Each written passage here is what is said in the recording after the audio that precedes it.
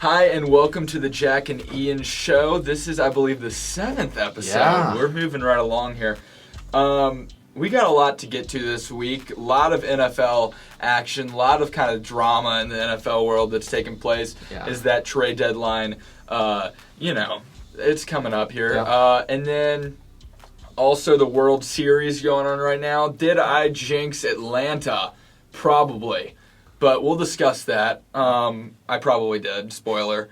We're going to get to some So You Think You Know About Soccer right after we get to some college football news. And then we're going to be back at you with some philanthropy from Jackson. Yeah. He's going to help you pay those bills. So with that, I think we go ahead and jump right into what we normally start off with, which is the NFL. Ian, you want to go and get us going on that? Yeah, let's do it. So again, welcome back to the show.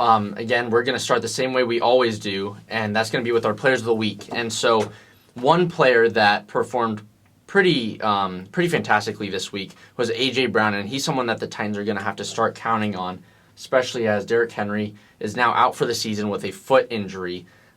This weekend, A.J. Brown was there for the Titans when they needed him most. He had 10 receptions, 155 yards, and a touchdown in their 34-31 win over the Colts. So, yeah, he and Julio Jones are going to be pretty vital to that Titans team. Ryan Tannehill never thought that he would be the focal point of that offense, but here he is. Yeah. Derrick Henry, of course, going down with that injury that should be season-ending. Yeah, I think is what 6 to they're 10 saying. weeks, but I would definitely consider it season-ending.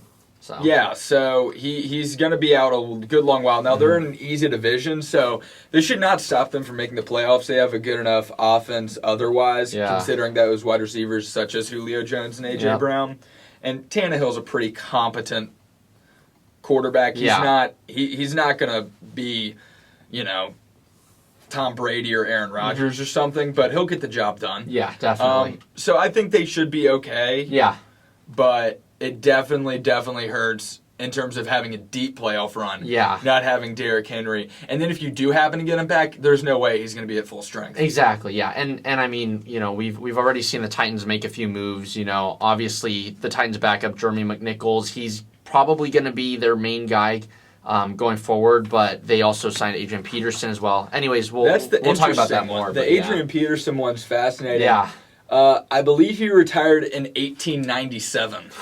So it's interesting that he's now making a comeback. He's old. He was a coach. I believe he was the running back coach at Oklahoma. Was he really? Apparently left his job midway through their season. Oh, boy. Yeah. To go and start it all over again with the Titans. Yeah. So this will be interesting to see how good he is. Yep. It could be a Frank Gore-ish type of situation if Frank Gore exactly. kind of retired for a minute or two. So it'll be good to see Adrian. It'll be weird seeing Adrian Peterson back there. Definitely. I feel like Adrian Peterson was in the league when I was 7. He was. But it feels it's just weird that he's back. Totally. But anyways, on the topic of running backs, our next player of the week from the NFC is actually a running back, and his name is Elijah Mitchell. This rookie has taken the Niners, in my opinion, by storm. He's definitely taking charge of that RB1 role, especially after the injuries to JaMychal Hasty and Trey Sermon. So he's been their primary back. This weekend, the Niners traveled to Chicago where they beat the Bears 33 to 22, and Elijah Mitchell had 18 carries, 137 yards, and a touchdown. So the reason they call them the 49ers is because that's the number of injuries that's the number of players on the injury list each and every year, any given week. Yeah. So they have been absolutely injury riddled as they are every season. Yep. That's always the excuse with them. Yeah. We have injuries, we'll be back next year. We have injuries, we'll be back next year. They're never not going to have injuries. Yeah. So that's just what they do. Mm-hmm. So it's nice for them actually to have a guy that steps in. It's too bad that he'll be hurt by next week. Mm-hmm. So it's been a nice run, Mitchell, but it's time to step aside and let someone else have their day in the sun. Yeah. He'll be down with an ankle injury by about the third quarter of next game. So, yeah. But anyways, again, Elijah Mitchell has done fantastic so far this season with the Niners. He's definitely proven himself to be that new RB1. And I think this just talks about the Niners and their depth. I don't know where else they have depth, but obviously it shows that in the running back position they can rely on essentially their second or third string back. But anyways, moving on to the game of the week.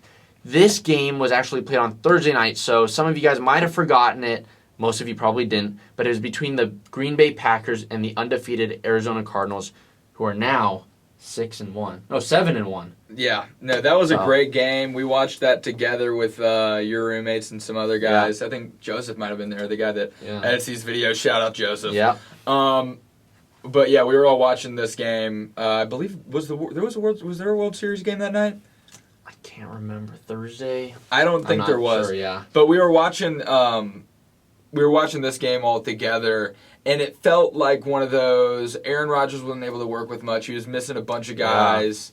Cobb was really the only weapon they had on offense. I mean, they were just hurting. We talked about injuries with the 49ers. My goodness, Packers. Yeah. And then the Cardinals were on an absolute roll. They were looking great, whatever. And you kept I kept thinking, at least, like, Aaron Rodgers is going to put up a good fight. He's a great quarterback. Yeah. But the Cardinals are going to find a way to win this one at home in prime time. And then right when they got the ball back with enough time left, I was like, and they were driving, I was like, this game's over. Yeah. I thought there was no way the Cardinals lose. Yep. And then A.J. Green. I don't know what that was. That was, I mean, it almost looked like he was blocking for a rush. I mean, he didn't even look back once. No, he never turned. He didn't even turn his head late. Yeah. He had no idea that pass was. I don't know if he knew it was a pass play. Yeah. I think you're right. I mean, it looked like he was blocking. I mean, he grabbed him kind of by the shoulders and tried to push him back. It's almost like he thought there was going to be a pitch out to the right or something like that. Who was the corner that intercepted that again? I don't remember the name. It doesn't matter. I can't remember, but that was a good pick. That was an impressive That was a pick. really good pick. Yeah. I mean, A.J. Green. If he turned around, that was a perfectly thrown ball. Yeah, no, exactly. That was a touchdown if he turns. Yeah. I mean, you would have given the ball back to Aaron Rodgers with 30 seconds or so, which is just plenty of time for him to do something. Which is a good amount of time, but I believe that would have put him up by more than 3. So a field goal, I don't think would have done anything. Exactly. So that would have won Arizona the game more than likely. So A.J. Green kind of cost them that. That was kind of a big bummer. Yeah. And that was still a fantastic game, though. Oh, it was, yeah. And, I mean, I was just going to say, I mean, credit to the Packers for fighting through adversity that week because, you know, going into the week, you knew Devontae Adams was going to be out because of COVID. Alan Lazard was out as well, and Marquez Valdez-Scantling was out. So your entire wide receiving core was basically on the sideline, and you had to rely on, you know, Randall Cobb, who I don't think many people expected him to be, you know, that useful, but, you know, luckily he was there for the Packers when they needed him most. Yeah, I mean, talking about guys with Adrian Peterson that were in the league when I was 7. Yeah. I mean, Randall Cobb's been around a minute, and they needed him. They needed him bad last Thursday because, like you said, those injuries just killed them, but they got the job done somehow. I'm a big fan of this Packers team. Yeah. I mean, Aaron Rodgers, I mean, you forget that he hated, I mean, I don't know how he likes that organization at all. Yeah.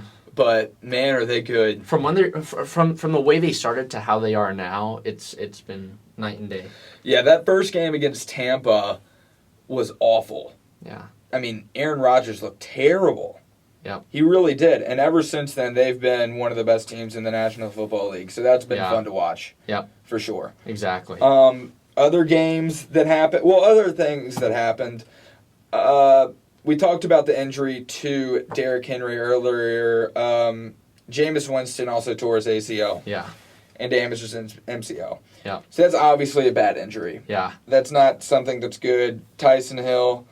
Yeah. Oh my gosh. It's all right. Expected to clear concussion protocol by week 9.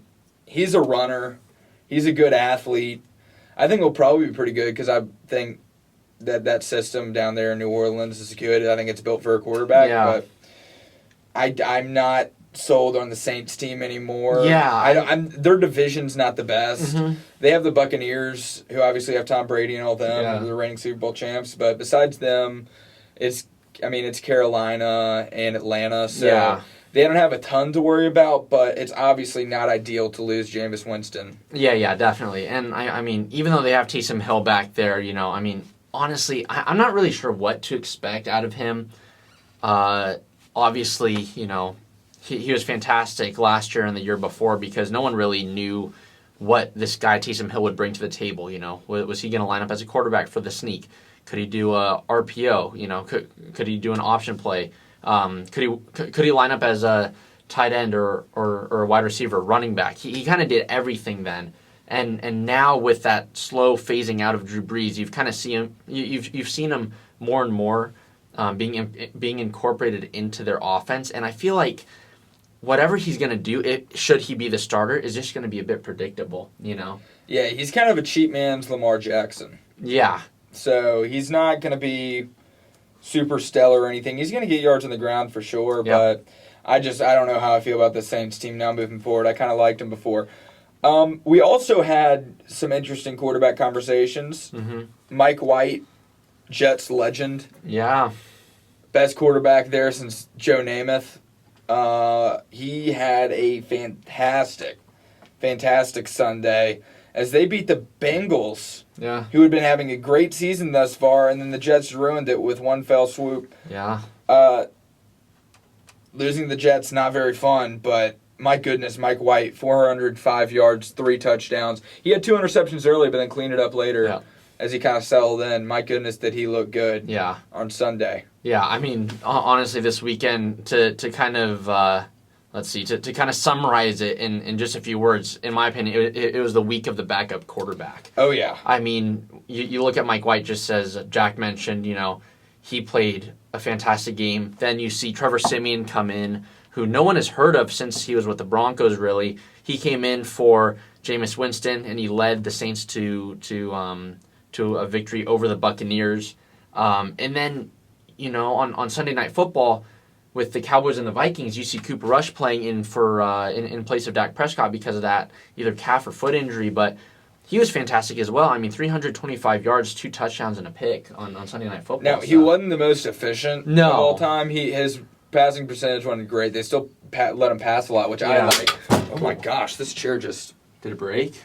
I don't know. I think I'm fine. You okay? Yeah. It's cool.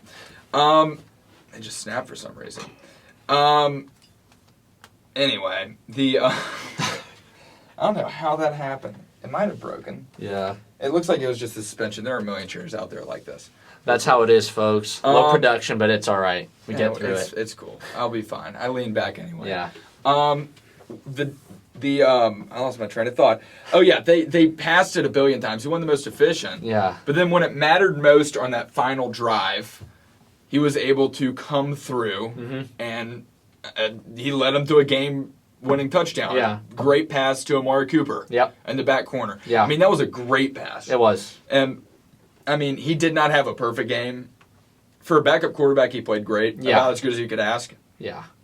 And the final line, I guess the bottom line is he won them the game. Yeah, exactly. So that's really all that Cowboys fans care about. Yeah. Is that they were able to get a win without their starter, because that's all you can hope for. Oh, yeah. When your starter's out, you're just praying that you get the win somehow, some way. Just able to scratch it out. Yeah. And that's what he did, and that's all you want your backup quarterback to do. So shout out backup quarterbacks this week. They played so good. Yeah. It was fun to watch. Yeah. And I do want to mention, just as we're on the topic of the Cowboys, everyone out there does know that I'm a Las Vegas Raiders fan. And so I just made a deal with a few guys, Joseph and Nate. I said that if the Cowboys beat the Raiders, I will wax my legs, and vice versa. So if the Raiders beat the Cowboys, they will both wax their legs. You're going to be waxing your legs. I know. I'm kind of getting nervous because even if Dak Prescott is out, then they've got Cooper Rush to kind of thread the needle on our defense. It's hard for backup quarterbacks to kind of do it a second time, though, it feels like. Yeah. Feels like a lot of times after that first week they kind of settle down a little bit. People know how to play them after seeing them for a little bit. You know? But dude, I think y'all are in some major trouble against the Dallas Cowboys. Speaking of the Las Vegas Raiders, though, there was some news this morning, or I guess this early afternoon, that wasn't great for Raiders fans, or really just people in general, as well.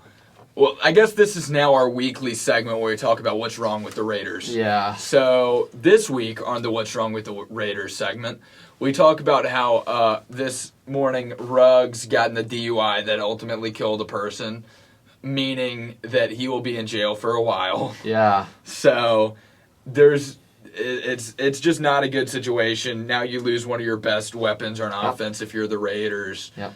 Meaning it just went from bad to worse. You lost your coach. Now you're losing one of your best offensive weapons. The off-the-field distractions are getting pretty ridiculous by this point. Yeah. If you're a Las Vegas Raiders fan, Yep. So I don't know. I think especially just even from a football perspective, it's hard to look at what's going on with the Raiders right now. Yeah, no, definitely. I mean, obviously, it's extremely sad what happened. I'm sure Henry Ruggs regrets what he did. Obviously, there's really no second chance with that. There's a fatal car crash. I think it was like at 3 a.m. in Vegas. So, I mean, it's definitely it's saddening. It's disappointing. You never want to see that happen to anybody. Getting into a crash and that proving fatal, and also this guy Ruggs. I mean, he's what, 22? Yeah, he's really young. I mean, he's got a whole life ahead of him. He's got a whole career, and now, I mean, he kind of did this to himself, and you just kind of think, look, if you, I mean, I know this might sound weird, but if you called an Uber or a Lyft, and if you realize how either drunk you were or how much under the influence you were, maybe you just make a different decision. So, obviously, it's disappointing for Ruggs, but more importantly, it's definitely sad to see the loss of someone's life. Yeah, not a very good team first decision by Ruggs there. Yeah. I mean, this is obviously going to hurt them in the long run. I mean, that's a guy. I mean, just getting back to the football point of it, obviously, kind of Ian addressed the other side of it, but going back to kind of, I guess, the sports side of things. I mean, he was a really high draft pick. Mm-hmm. That's now gone. Yeah. And this was kind of his year that he started to kind of break through and become that core part of our offense, I felt, as well. You've only had him for 2-3 years. Yeah. You've barely gotten to have this guy on your team. He's only going to get better. Yeah. And now you don't get a chance to see that happen, and that's just disappointing. Mm-hmm. It is. So no, for sure. So that's sad for Raiders fans. Yeah. Another thing that was interesting was, or another thing that was sad, I guess, in the league is everyone felt sad for teams that are playing against the Raiders defense, particularly Kyler Murray. Yeah. He's already fragile enough. Yeah. Without the Rams adding Von Miller to the mix. Yeah. Because that defense is stout now. Yep. That is going to be an absolutely horrifying defense. You got Ramsey at corner. You got Donald on the end, and now you got Miller at linebacker. Now you got a guy on the line in the linebacker position, and in the and I guess dropping back every play. Yep. You got all three positions have an absolute stud. Yep. That's in the mix. No, so yeah. It's going to be tough to play against them. That is to say the least. Yeah, and I kind of do think this is probably a good move for the Broncos. I mean, they're not going to get too much more out of Von Miller. He's been there a while. And also they're getting a second and third round pick from the 2022 NFL draft. So I think it's probably in their best interest to get something for him while he's still, a prominent player. Yeah, the Broncos, ever since that Super Bowl win with Peyton Manning, I mean, it just hadn't been the same. And the odds they get that back in Von Miller's career is pretty slim. So It's probably best to let him go and get the best return possible. I mean, a second and third pick is a lot. So that's pretty good return for a guy that's kind of getting older now also. He's still obviously very good, but he's now older, and you're not going to really able to have much use for him on your team. You're going to end up losing these games anyway. Yeah. So you might as well get the return that you can get. So I think this is a good beneficial trade for both teams, especially since the Rams now will not be picking until the year 2050. So they might as well just go and get rid of these picks too, because they don't even scout players anymore, because the players they could scout aren't even born yet. So there's no point. They have 0 scouts on their team.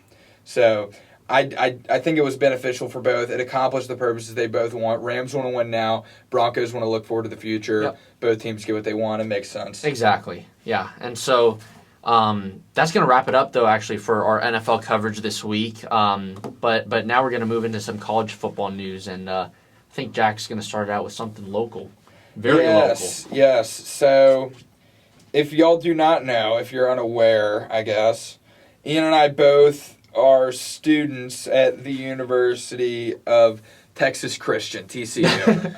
We go to TCU, and if you are not keeping up with college football news at all, you will not know that Gary Patterson got fired earlier this week. Oh.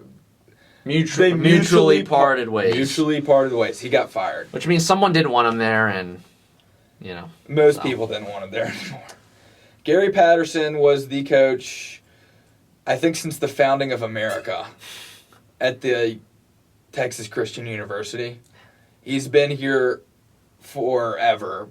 And he's a great coach. He built the program here. Yeah. I mean, he put the school on the map, so, I mean, TCU would literally be nothing without Gary Patterson. Exactly. They'd be nothing. Yep. That's the first thing, and that's important to say. That said, the last 4 years from him have been very, very underwhelming. Yeah. Which is the reason for his, I think, rightful termination. Yeah. Because he's the 10th highest paid coach in the country when he got fired. Yeah. That's out of hundreds of college football coaches. Yep. Now, if you're the 10th highest paid coach in the country, which it was well earned, because he was awesome up until 4 years ago. He earned that contract. Don't get me wrong. He deserved it. The problem is he deserved it, and then he didn't keep deserving it. Yeah. He got worse. He just kind of fell off the People figured him out. rails. He got complacent, and honestly, he got stale. Mm-hmm. He was here too long. The program got less exciting because we knew what to expect. He was kind of starting to recruit better, but not really. People were figuring out his defense. Yeah. It just got... It got really repetitive. Yeah. And so it was kind of time. It kind of came to a natural end. Yeah. In a pretty unnatural way, which is the middle of the season. And he's now no longer the coach at TCU. Currently, there's an interim coach filling in. Let's face it, though, he's not going to be the coach for the rest of the season. Mm-hmm. Bottom line is this. TCU is not going to make it to a bowl game this year. That's number one. There's no way. You look at who they play. They play Oklahoma State. They play Baylor. Those are two teams that are barely outside the top 10 in the rankings. Yeah. They're both one-losses. Both one-loss teams. You're not beating those teams. Yeah. You play Iowa State on the road. That's the last game of the season. They're a two-loss team. Those are 3 more losses right there. You have to win 2 more games to get to a bowl game. We have 4 games left this season. Yeah. If you have 3 almost guaranteed losses in 4 games, and you need 2 of those games to be wins, you're not getting to a bowl game. Yeah. You would need a miracle to happen in one of those 3 games. Now, there is one game that we could probably win. That's Kansas. We'll probably beat Kansas. Hopefully. I mean, Kansas that's what we thought going into Kansas State this week. Kansas gave Oklahoma a run for their money, so who knows? Yeah. Hopefully we can beat them. If we can't, then my goodness. Yeah. My goodness. I mean, it's bad. Now we get to kind of have the fun part, though. So the fun part about a coach being gone, there's pros and cons to it. The con is your team has to suck for a coach to leave. Mm-hmm. The pro is when your coach does leave, that means you can get anyone. Yeah. That means that anything can happen. We could come around and get the best coach ever and have like a 11 in 1 year next year in his first year, and he doesn't even have his guys there yet. Yeah. You know what I mean? Yeah. Or we could hire a guy and he goes 3 and 9. Mm-hmm. Either could happen. That's the fun part of coach searching, is that it's all speculation. It's insanely fun because you're talking about the future of a program. Yeah. And you don't really know anything for sure, and so you're just wildly speculating. I think that coach would be good. I think that coach will be good. We could probably get that guy for cheap. No, he wouldn't be good. Anyway, there have been a lot of coaching names floated around, and I'll just throw them out really quick. So the first one is Coach O. This is a terrible idea. Terrible. Coach O is not a good football coach. He's a good recruiter. He can get good players. That I won't deny. He'll get good players everywhere he goes. Till the day he dies, probably. But the problem is the only reason he won a championship at LSU was because he had some really good coordinators. And he had a team that he inherited from Les Miles that was stacked full of guys that are going to the NFL. Sure. So, and then when all those guys left and the coordinators left, he's been bad ever since. Yeah. He's been really bad ever since. And so I don't buy Coach O. I don't think TCU would want him. I think he'd be fun for like a week, and then we'd get sick of him because he wouldn't be winning. Yeah. Unless he got really good coordinators and really good recruits, which I don't know how well he can do that at TCU. I think TCU needs developmental coaches because Texas has so many other places that are going to get the recruits like Texas A&M and Texas and Oklahoma.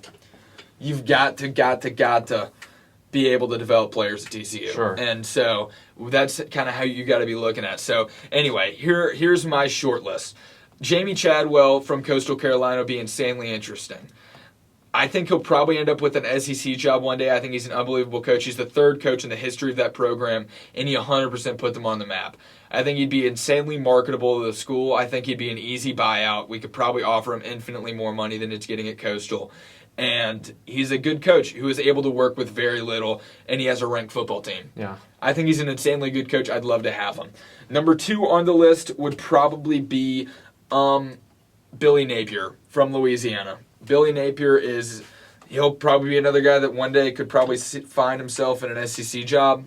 He's a very good coach. He turned around that entire program at Louisiana. I think he'd be really marketable. I think odds are he probably ends up getting the LSU job once Ed Orgeron gets fired. But if he's available, he's at least worth calling because I think he's a very good coach with a very bright future in college football. Another one, and this is my last one on the short list. This one is an interesting one because it's Hugh Freeze. Hugh Freeze was at Ole Miss until there were about 1 billion scandals that broke in a week. Now, this dude is maybe one of the top 10 college football coaches in the country if we're talking strictly football. I truly believe that. I truly believe that this guy's an unbelievable coach. This dude went to Liberty, and now Malik Willis is the number 1 quarterback prospect for the next NFL draft. He was not a big recruit coming out of high school. He was at Liberty. Yeah. And Hugh Freeze made him the number 1 quarterback prospect for this NFL draft. That doesn't happen for no reason. He has good systems that work. He made Ole Miss a top 5 program in the country for a reason. And it wasn't because he cheated, it's because he was a really good coach. That's why he's winning at Liberty. I think Hugh Freeze would be really good. He'd be harder to sell because of the scandals, because that's still fairly recent, considering that was the mid-2010s. But I think that he is an absolutely stellar coach that, if put in the TCU system, would absolutely thrive. I think he would win 1 billion games. That would be my first person I call if I'm TCU. I get how it's risky because of the scandals, but I don't see how he fails. He's too good a coach. Yeah. He's too good a coach. And also, I've heard that people that know this guy swear by his character. They swear that this dude got caught up in stuff that he should not have been caught up in, that he made some mistakes, but that if you really get to know him, he is a genuine guy. He is a great guy. He's a nice guy. He's nice to everyone he meets. Sincerely, just all-around great character guy that got caught up in a bad situation at Ole Miss. Yeah. That's what I've heard. And I would be willing to give a guy a second chance, particularly when he's an awesome coach. Yep. So I would love to see Hugh Freeze in purple next year if he's willing to leave Liberty. I don't know if he'd be willing to leave Liberty. I think he likes being out of the spotlight a little bit, but if we can get him to come to TCU, I think that would be best case scenario. Anyway, moving on to other college football news really quick. Auburn beat Ole Miss. We watched the first half of that game before flipping it to the World Series, which I'm glad we did. The second half of that game was boring. Yeah. There was a combined 6 points scored in the second half. Auburn scored 3, Ole Miss scored 3. Who cares? Yep. First half, Auburn ran away with it. They ended up winning by 11. Bo Nix has been awesome ever since he got benched. He got benched and he started the season terribly. He was awful. He was awful. And then he came back, and ever since he got benched in about the third game, I think it was the third game of the season, he has been on an absolute tear. Yeah. And Auburn's now the 13th best team in the country. So shout out Bo Nix. Michigan State. Yeah. We both watched this game together also. Yeah. Watched a lot of, you'll figure this out. We watched a lot of sports together this Saturday. Saturday basically from what, like 2 to like about 2 to 8? like 2 to 10? Later than that because of the World Series. Yeah. So we watched Michigan State, and let me tell you, Kenneth Walker, the running back for Michigan State, is unbelievable. Yeah. He had 5 touchdowns. And Michigan was up in that game, and you thought for a minute Michigan State was about to roll over and Harbaugh would get a massive win and Michigan be back. But that just simply cannot happen. And Michigan State, man, that program was in the dumps just 2-3 years ago, it felt like, and now here they are. They're a top 4 team in the country as of tonight when the new playoff rankings came out. And Walker, he's just awesome. Yeah. He just is. Another big game, Mississippi State beating Kentucky. Will Rogers, this is just a quick one. Will Rogers was unbelievable in that game. He threw 36 for 39 for 344 yards. Wow. And you're not going to lose many games when your quarterback does that. Yeah. So, shout out to Mississippi State for getting that win over the, at the time, one-loss Kentucky. Houston SMU had a wild ending. Did it? That was the kickoff return I showed you. Oh, that was Remember? the game. Okay. Yeah. So no, Houston that's right, SMU was when I think SMU scored with little time left to tie it, and then for some reason they kick it to the returner. Yeah. And the dude takes it to the house with like 10 seconds left in the game. No, that's right. That was one of the few. It was not walk off, but one of the few closing touchdowns I've ever seen that was like a special teams play. Sure. Those are pretty rare, and so that's not a field goal. Yeah. That was those happen all the time. Yeah. It was cool though to see that. Other big ones. These are just two quick ones. Ohio State beating Penn State was big. That sets them up well for the future. And then Georgia just steamrolled Florida. With that said, the new playoff rankings, the playoff committee released their rankings for the first time tonight. And I'll pull those up here real quick so I can go through those. We'll kind of just say the top 10 here. Yeah. So Georgia's now number 1, Alabama number 2. Michigan State jumps up to number 3. First off, I'm actually kind of shocked that Alabama jumped up to number 2. That was Cincinnati's spot. Alabama's a one-loss team. Michigan State's undefeated. I think if we're going off record or whatever, Michigan State should be number 2, especially since they just beat another top 10 team in Michigan. Yeah. I think Michigan State maybe deserves it a little bit more right now. But I think Alabama maybe got that on name brand alone. Yeah. I think Alabama's probably top 3, top 4 team, but I think Michigan State right now this week, considering the game they had last Saturday, I think they deserve to be the number 2 team in the country. Oregon's number 4. This is a little surprising. They had a pretty bad loss to Stanford, but they also had a really good win against Ohio State on the road early in the year. Which brings me to number 5, Ohio State. Number 6, Cincinnati. This is what we wanted to see. Cincinnati, of course, not being a Power 5 school. They were number 2 in the country, and clearly they have been hurt by the playoff committee due to the fact that they are not really in the Power 5, so they play less competition. Which is interesting considering they have a win over number 10, Notre Dame. Yeah. Even though they have that win, they're still 6. Michigan's number 7. They really didn't drop that much. Michigan, because the loss to Michigan State, that's a good loss. That's the win-loss on the year. Oklahoma, number 8. Oklahoma's undefeated. And they're number 8 in the country. Yeah.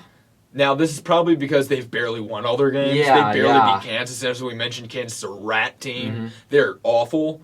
And so, to be frank, they probably deserve that ranking. It probably fits where they are, even though their record doesn't show that. Yeah. Wake Forest, number 9. Wake Forest, undefeated ACC team. Wake Forest. Them.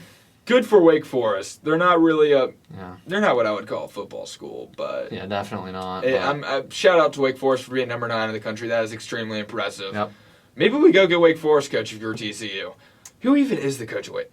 Let me look this up. Yeah. Wake Forest coach. Because he's turned that program around clearly. Yeah, I mean, I kind of hope this isn't just a fluke kind of season, but I mean, part of me feels like it just might be.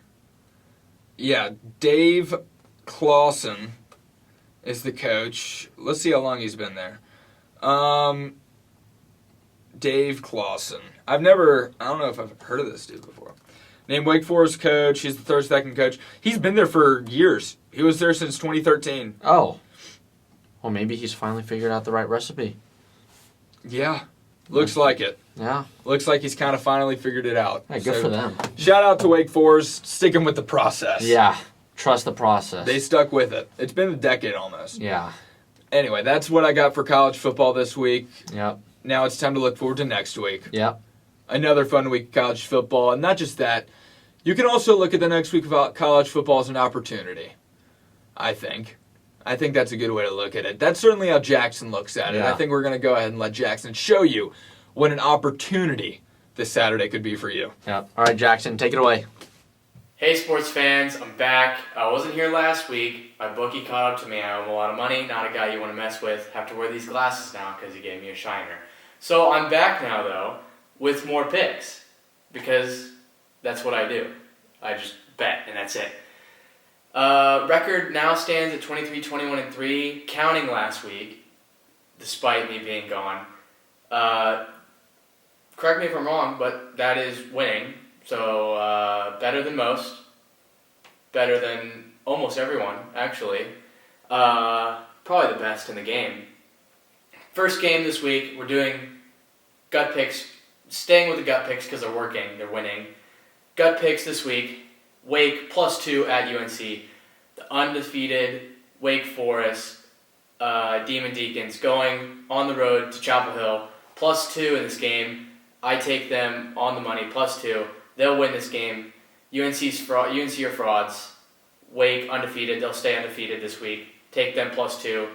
Going down to Oxford, Mississippi, Ole Miss -9.5 versus Liberty. Liberty, small school, Ole Miss, big SEC team, coming off of a loss. They'll wipe the field with Liberty. Lane Kiffin is just going to murder them, actually. Take them -9.5. Next game, going to the Big Ten, Michigan State, -3 at Purdue. Purdue's only due for one upset a year. They already upset Iowa. That's their one upset. They're done. No more. They suck the rest of the year. Michigan State, serious playoff contender. They'll win this game with Kenneth Walker's running ability. -3. Take them. Next game up, Big 12, West Virginia, -3 versus Oklahoma State. Oklahoma State, to me, could be Big 12 contenders, not playoff contenders. West Virginia's looked good the past 2 weeks. Oklahoma State, a little shaky. Take West Virginia -3. They're hot. They'll stay hot. West Virginia -3. Last game, going back to the SEC, Mississippi State +5 at Arkansas. I said earlier this season, Arkansas was legit. They were back. And I was wrong. Although I didn't lose a game with Arkansas. Keep that in mind. Didn't lose a game with Arkansas when I picked them. But they're frauds. They're 5-3 now. And Mississippi State just got a major upset against Kentucky last week. They'll win this game on the road in Fayetteville, +5. Take Mississippi State, +5. Now, even though I wasn't on the show last week, I did do a can't lose parlay, and it didn't lose because it can't lose. So I'm doing another gut pick can't lose parlay this week, all money lines. First one, Cowboys money line versus Broncos. The Cowboys have shown that they can win without Dak. So it doesn't matter if Dak is playing or not. They'll beat the Broncos. Their defense is good again. If Zeke gets going, that's great. They have more weapons in the offense with Amari and CD. But they don't need Dak to win. But it does help if he's there. So if he's playing, easy money line win. If he's not, still going to be a money line win. Next game, going to the NBA. Nuggets money line versus Rockets. The Rockets suck. They're 1-5 right now. Nuggets have the reigning MVP. They'll win that game. It's in Denver. Easy win for them. Last one, my first soccer pick of the year. Liverpool money line versus West Ham. Liverpool might be my favorite to win the Premier League this year. Mo Salah is easily the best player in the Premier League. Liverpool might score 5 goals again. West Ham is really good this year. They're battling for top 4, but Liverpool wins this game, and it's at least 2 goals. Liverpool wins. Mo Salah scores. You put that in another lock. Liverpool money line versus West Ham. Take it. That's my can't lose parlay. Those are my picks. Take them. I'm winning, which means you're winning. See you next week. All right, Jackson, thank you so much for your bets of the week. And folks, now we are going to move on to World Series updates. And earlier this week, just a few days ago actually, you guys might have seen on our Instagram page, Jack, he pulled this risky move. I did not approve of it because I personally want the Braves to win. Obviously, it says I'm an A's fan, but the A is also for Atlanta. That's why I'm wearing it tonight. He said you might as well give the trophy to the Braves because they're up 3-1. Then the Astros started to claw back into it. They won Game 5, and right now it's the bottom of the 4th in Game 6 of the World Series, and the Braves are up 3-0 at Houston. So, again, if the Braves win tonight, hopefully they do, they will beat the Astros and win the World Series for the first time in ages. So, It was not my intention to do Atlanta any harm. I was simply apologizing for something I said a week ago from tonight, where I said Atlanta always chokes in big situations. I said every time they have a lead in a big game, they choke. Because that's what they do. They can't not do it. That's why you go to Atlanta, to play in games like that. So I apologized. They had a 3-1 lead. It seemed commanding. He apologized the wrong way. That's the problem. It seemed like they'd won the series already. That's what I assume. I mean, when you assume a team with a 3-1 lead, they have to win one more game out of the next 3 or the next 4. Even better, they're gonna win the series. You know, that's just what I guessed. That's what I assumed. I guessed that they would come out the next night and show Houston what they're made of. Yeah. And that they would dominate that game because they're Atlanta, the city of champions. Or close to champions, I should say. Yeah. Atlanta, the city of close to champions. The longer he talks about this, the more I start to get nervous about the Astros winning. So, it's definitely an uncomfortable situation. As you can see, fun. I'm superstitious. Oh, I would like to quote, I'm not superstitious, I'm a little stitious. Yeah. Also, I also did this because his roommate, CJ, threatened to kill me if I did. Because he's not a little stitious, he's very stitious. And he wants Atlanta to win. He doesn't like Houston. And he, not a fan of what I posted. Yeah. Not a fan. He did not like that I said go ahead and give Atlanta the trophy because they basically won the series. Yeah. Because Atlanta's a closer. Everyone knows. They're a closer. They get the job done. Everyone knows that when you need a team to come through when it matters most, you go to the city of Atlanta. Yeah. Which is why I apologized. Because I figured, if anything, they were going to lose early. Yeah. There was no way they get an early lead. Mm-hmm. Yeah. Anyway, Atlanta's probably going to be fine. Yeah, I mean, I'll leave it at this from Yogi Berra, a quote from Yogi Berra. It ain't over till it's over. And whether the Braves do, There's also fact, Lenny win, Kravitz. Yeah, but Yogi Berra, though. Yogi Berra said that. But if the Braves do win, that's great for them. If the Astros do come back, then obviously congrats for them. They, just let the better team win. I'm just glad that there's not going to be any cheating scandals this year like there were in 2017, 18, that and we 19. know of. That we know of. And even if there were, I'm sure Manfred would give them immunity. Wouldn't it be funny if Atlanta cheated?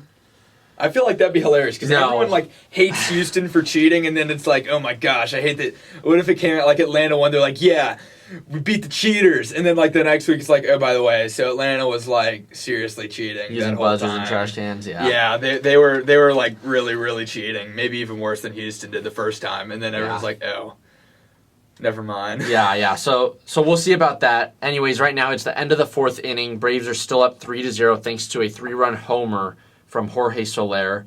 Well, it should be a 3-run homer. He's 1 for 2 with a run and 3 RBIs. So, I mean, that makes sense. So it's 3-0 right now. We'll check in towards the end of the podcast just to give you guys all an update. But yeah, anyways, we're gonna move on to Jack's favorite segment, I think. Well, it's the one I do the least amount of prep work for. It's the one that I'm able to kind of sit back, relax, and enjoy ignorance. It's a segment I call So You Think You Know About Soccer. Yep. I think I do. Ian knows he does. Yeah. And I pretend. So let's go ahead and jump into So You Think You Know About Soccer. What happened to the soccer community that is of vast importance this week? So there's a few topics I want to touch on. I'll just preview them now. I want to talk about Reece James, who's an outside back for Chelsea, a wing back, if you will. To me right now, he is the best outside back in the league right now. So, I mean, some people may or may not, agree with me, but I'm just going to go out there and say that. He's in the best form of his career right now. And then I do want to talk about Manchester United and how they've actually stuck with Ole Gunnar Solskjaer instead of sacking him the way I would have liked to see. But they're sticking with him. And then I want to talk about Tottenham, who have just sacked Nuno Espiritu Santo, and they've actually just signed Antonio Conte to become their next head coach. And so those are the topics this week. But anyways, going back to Reece James, this guy's been fantastic this year. If I'm not mistaken, he has 3 Premier League goals as a right back or right wing back, depending on how you look at it and how you look at the formation. But he's been great. He's able to get up and down the flanks. He helps out in defense. He's fantastic in the attack. He knows how to take players on. His technical skills in terms of passing, dribbling, putting in the right cross with the right weight has just been fantastic this year. And I do kind of want to talk about the evolution of Reece James a little bit here because, I think this is something that you can, talk about across multiple sports. And that's just, players will thrive in the system that works best for them, And so I think right now, Reece James is thriving under Thomas Tuchel because of the system that they're playing. Right now, Reece James is at his best when Chelsea are playing a 3 at the back, and he and Ben Chilwell are the wing backs playing playing on the sides. He's the best at a 3 or 5 at the back, depending on how you look at it, because it allows him to get up the side of the field, that flank, and also cross balls in. And because of his athleticism, he doesn't get tired easily. He's able to run up and down the field so much, so you just get the most out of him. And also one thing I do want to talk about is that playing with a formation that has a 5 at the back gives you a lot of, it gives you a sense of security for one, but it also gives you a sense of balance in your team because with a 5 at the back, you can afford for both of your outside wing backs to go up the field and still have a solid 3 at the back or a 4 at the back, depending on whether or not your defensive mid drops back and plays one of those center back roles. So I think right now the system that he's in is fantastic. And again, because he's so good at attacking, if the more he moves upfield, the better for Chelsea. And also, again, this goes back to why the 5 at the back is so good, is that it gives you balance. You still have a solid defense, but it also gives you numerical superiority when attacking and going forward. So I think he's been great. We saw him struggle with Frank Lampard up until he was sacked back in January because, Lampard was playing a 4 at the back at that time, and Reece James was pretty confined to just playing as that right back, never really going up as much, especially because they had Hakeem Ziyech on the wing, things like that. So, anyways, I think Reece James is the best right back right now in the Premier League. He's been fantastic, and so, yeah, those are my thoughts on him. Yeah, I knew a few of those words. Yeah. Good good stuff. Yeah. Anyways, moving on now to the Manchester United topic. They decided to stick with Ole Gunnar Solskjaer despite losing 5-0 to Liverpool last weekend. But this weekend, Man U actually won. They beat Tottenham 3-0. Goals from Ronaldo, Edinson Cavani, and Marcus Rashford secured Solskjaer's job for the time being. Obviously, I'm not a big fan of keeping him right now. I think it's about time to move on. Do you think that was a big game? I mean, he obviously felt pressure. Mm-hmm. This was kind of a must-win. Do you think if he lost that game, he's fired? Well, the owners said that they're going to give him 3 games. So they're going to give him Tottenham, Atalanta, who he played today, and then Manchester City this weekend. Do you think if he loses one of them, it's over? Or do you think he has to run the table? Well, right now, I think he's got his job secured for multiple reasons. He beat Tottenham during the weekend. He played a very defensive-minded game, though, so, I mean, he was kind of playing to keep his job. But then today, thanks to Cristiano Ronaldo, he tied it up in the last minute against Atalanta so that Man U would sneak out of Italy with a draw. So that's still a positive result if you look at that. But, I mean, it all depends. I think if Manchester United play City this weekend and we get absolutely obliterated, I think there's no question the guy needs to leave. But if he can salvage a draw or sneak out with a win, then he's going to stay. Again, that's just one reason based off of who we play and how poorly we lose to them or how well we win against them. But the thing is that one thing I don't like about keeping him is that as long as he can get decent results, draws and wins, the owners will not feel any kind of need to actually sack him and, spend money going out and looking for new coaches. Which means he can play the rest of the season essentially with a 5 at the back formation, whereas normally we see a 4 at the back with a much more attacking minded team. But if he wants to keep his job and just play it safe, he doesn't need to go out on the attack as much. So I kind of feel like he's got the advantage here, especially now that Tottenham sacked their coach and hired who I thought should have been hired by Manchester United. It's kind of funny because Tottenham's coach Nuno Espirito Santo was also under fire, especially after Manchester United beat them this weekend 3-0. And now that Tottenham sacked him and they signed Antonio Conte, it's almost like, well, Conte was supposed to be Manchester United's replacement, right? So now it's almost like Ole Gunnar Solskjaer just basically kept his job because he beat a team whose manager was on the hot seat, who then got fired and then got replaced by his supposed replacement. So now if you look at the market of coaches out there, there's no one really to choose from, honestly. I mean, you would have to go to another team and get someone, because it's not like there's a manager that's waiting for a job to show up. So, I think Solskjaer's definitely got the advantage. Man, you are going to be stuck with him for the time being, but that's just that's just how it's gonna have to be. Right. So that makes sense. But yeah, we'll see what happens. I mean, yes. I'm not a big fan of it, but it is what it is. So yeah, for sure. Yeah. For sure. It'll work itself out. Yeah. Over time, because eventually one way either he's gonna start, you start getting wins or people get fed up. Yep. That's kind of the bottom line in sports, I mean, he's had 3, 4, 5 chances with this team, and so I mean, I'm honestly surprised at how he hasn't been fired yet. I think that's more of an accomplishment. Right. So. Right. 2 more stories really quick that I've just now seen. Odell Beckham's dad posting the 12-minute long video of Baker Mayfield missing with passes. Yeah. That is hilarious. That's stupid. That's what it is. Show up with proof, dude, and he did it. That's just, to take the time to go through all your son's games to find 12 minutes worth of clips. Yeah. Of Baker Mayfield missing That's selfish, Odell Beckham though. Jr. That's No, selfish. but think about how much effort went into that.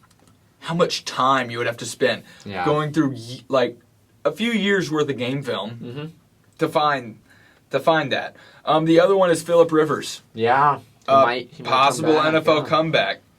Should the Saints, I believe, come knocking? Yep. That'd be interesting. And I think that it'd could be work good. because if you think about it, the Saints' offense, obviously they have a good running game with Kamara and they have a good receiving core, but for the last 15, 20 years they've been accustomed to having a pocket quarterback in Drew Brees, and that's exactly what Phillip Rivers is. Yeah, he's someone that's probably either just as mobile just as mobile, if not less mobile than Drew Brees. So yeah. I think it can totally work. So yes, I agree. I think Phillip Rivers coming back would be a good move by the Saints. I think he would help them out a lot. And then last one, really quick, is Jackson Mahomes has a son. We didn't know it. What? You haven't seen this? Look, anybody How look up old is Jackson he? Mahomes' son. Look, this is Jackson Mahomes' son. Oh. He has a son. Oh my god. I got baited. I thought you were being serious. I'm like, what? No. If you haven't seen this, look up kid that looks like Jackson Mahomes. First thing that pops up is going to be this kid. Because my goodness. How? Yeah. How? He's like probably, 12 or something? He looks just like Patrick Mahomes. Yeah. Shout out to NFL Memes, IG, by the way. Yeah. No, he looks just like Patrick Yeah. Mahomes. So, shout out that kid because, my goodness, he literally perfect match. Yeah. Perfect match. That could not be more funny. Anyway, so still 3-0 it looks like. Yeah. In the World Series. Top of the 5th. Hopefully Atlanta doesn't screw it up. But we'll see. Yeah, we'll see about that. So yeah, it's the top of the fifth. Braves are still up 3-0. But that is going to conclude tonight's show. Thank you again so much for following us. Thank you so much for watching our videos and coming back. If you are new to the channel or if you have been watching us, make sure to subscribe down below. We really appreciate that. And also make sure to check us out on Instagram as well, where we post additional content. And we do have some big news this week. We're pretty proud of it. We were able to get our podcast out onto Spotify. So also, if you do have Spotify, make sure to check us out there. Right. And keep spreading the word because we really appreciate the support. And the flag. Yeah, we do. We got the flag. So we do. Have a flag. We're very proud of that as well. So thank you again for all the support. And we'll see you guys next week. Yes, we will. See you later. Bye.